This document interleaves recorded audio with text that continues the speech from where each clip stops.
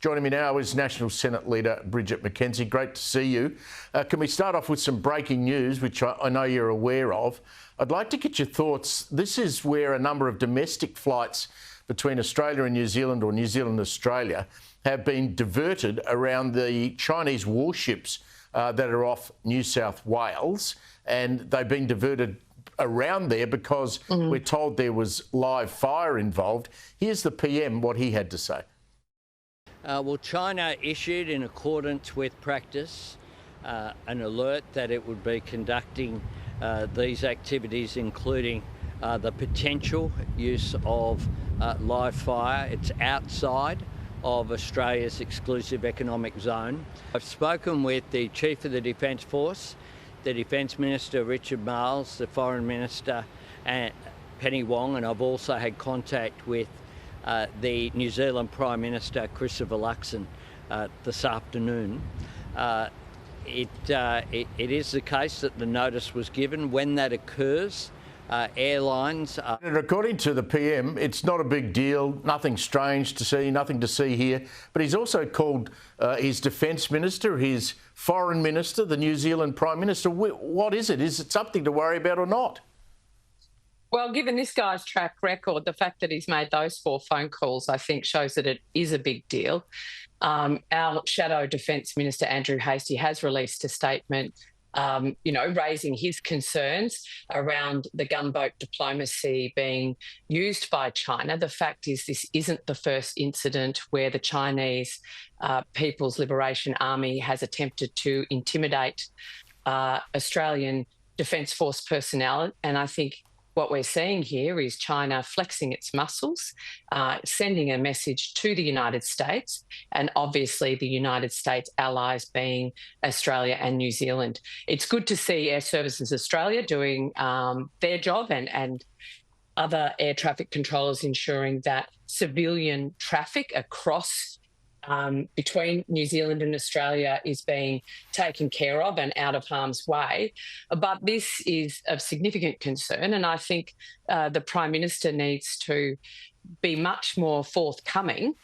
If this is nothing to see here, they just issue a warning and they're allowed to use live artillery, shall we say, within cooee of Australia and New Zealand. And the fact that he actually called the Foreign Minister, the Defence Minister and the Prime Minister of another country, I think shows there is something to be concerned about. I think about these things in a very simple way. He's held that media conference in Wollongong. He's out there selling this story of Australia maintaining an ability to manufacture steel. Wouldn't you stand up before the media with the people behind him and say, listen, we're here to talk about steel. Before I do, I need to tell you about what's happened out off Sydney, where we've got live fire from Chinese warships and planes being diverted. Wouldn't that be the sensible, strong leadership way to go? Well, Steve, I think you're dead right. This guy needs a strong media pack to actually draw him out on just everyday updates for the community around a whole range of subjects. He refuses to tell us when a National Security Committee is being called, refuses to provide information that would give the community some level of comfort that he's actually in control across his brief and is being briefed appropriately by domestic and international agencies. The fact is, you can never get a straight answer from this guy. And I agree that's exactly what he should have done, because I tell you what, the passengers on those flights between the east coast of Australia and New Zealand will know something's up, because it won't have taken the 2.5 hours it usually does to scoot across the ditch. So he needs to be much more forthcoming, because that then doesn't lead to everyone second-guessing whether he's across it or not and able to keep Australians safe. Speaking of explanations, and one that doesn't pass the pub test, in all your time in politics, have you ever heard about 12,500 people being given citizenship ceremonies, 6,000 across 3 days, out at Sydney out at the Homebush Stadium, and he says, oh, well, I don't know how these people are going to vote. I just reckon if you've been waiting to get into Australia, passport and government turns up at Homebush, you might have that image in your head. I mean, this just does not pass the pub test. And then we had the Australian Electoral Commission showing on the big screen, reminding people they need to vote.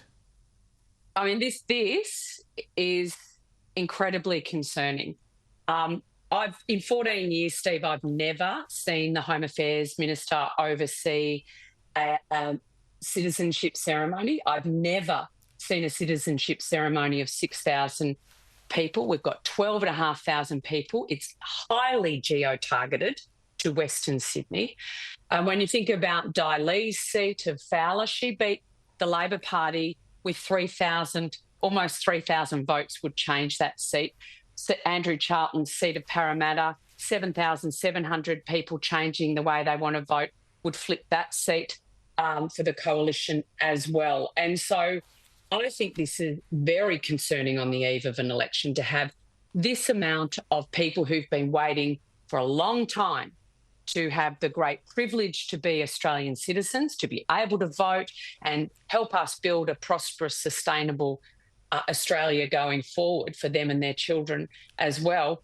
They will be very, very grateful, shall we say, to the people, the person who actually made that happen for them and their families. So whilst, of course, the Minister doesn't know how these citizenship recipients will vote, but we do know that they're going to be very thankful for the citizenship that has been bestowed upon them. And it's very hard not to be cynical because it's very geo-targeted. Imagine. I can tell you, Devonport's not having citizenship ceremony, a couple of weeks before an election, and neither is Shepparton.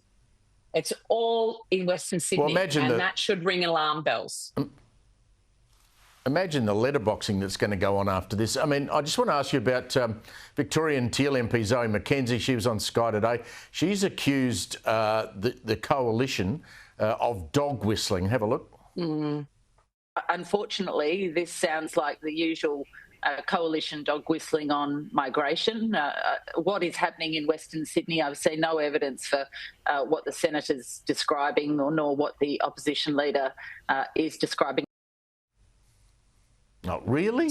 Come on. Yeah, no, I was the senator she was talking about. So Zoe Daniels, in her, luxurious seat that includes places like Brighton in Melbourne, isn't having 6,000 people being sworn in by a Labor minister. So she has the luxury, shall we say, of making those calls. I've been out in Western Sydney. I know how many people want that great opportunity to become an Australian citizen and how lucky they and their families will be for that great privilege. And I think her saying we're dog whistling says more about Zoe Daniels than it does about Peter Dutton or myself having concerns about who comes to this country, the manner in which they arrive, the skills they bring with them, and where they're going to live. I think we should be deporting those who have been part of anti-Semitic attacks since October the 7th in 2023. Absolutely.